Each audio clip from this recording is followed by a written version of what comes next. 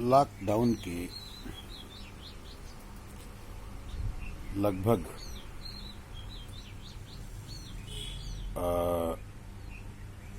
ये जो चौथा चरण है उसके बहुत थोड़े से दिन बचे हुए हैं, लेकिन खबरें बिल्कुल अलग तरह की आ रही हैं कि लॉकडाउन का जो मकसद है वह कितना पूरा हुआ है, इस पर बहुत सारे सवाल खड़े हो रहे हैं। निरंतर केस बढ़ते जा रहे हैं, संक्रमण बढ़ता जा रहा है। अब मजबूरी ये है कि इतने समय से बंदी के कारण अर्थव्यवस्था और देश की तमाम व्यवस्थाएं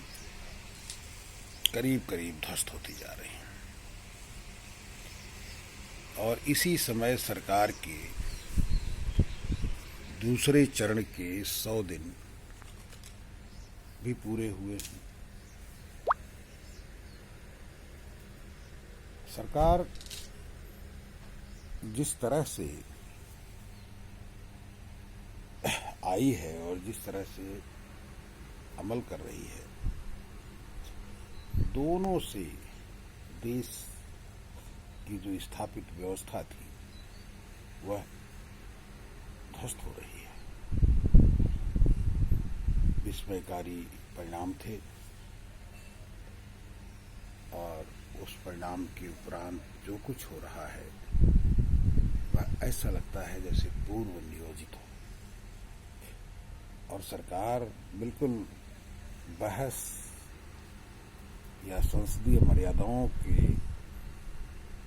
को बगैर ध्यान में रखे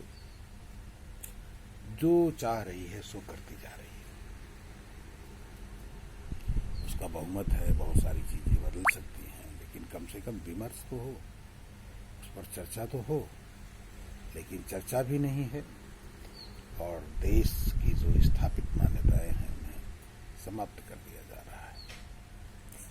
यह इस सरकार के लिए कितना लाभप्रद होगा वो एक अलग बात है, लेकिन जब भी देश में व्यवस्था बदलेगी तो यह एक नजीर बन जाएगी कि ऐसा भी होता है, ऐसा भी किया गया है। और ये जाहिर है कि कोई भी इतने तरह के राजाओं, शासकों, तमाम ऐसे आतताइयों का इतिहास बताता है कि उसका जो काल होता है वो कोई सदियों सदियों तक नहीं होता, थोड़े समय के लिए होता है, और फिर उसमें जो जिसको वो अपनी अच्छाइयाँ समझता है वही उसकी बुराइयाँ बन जाती हैं।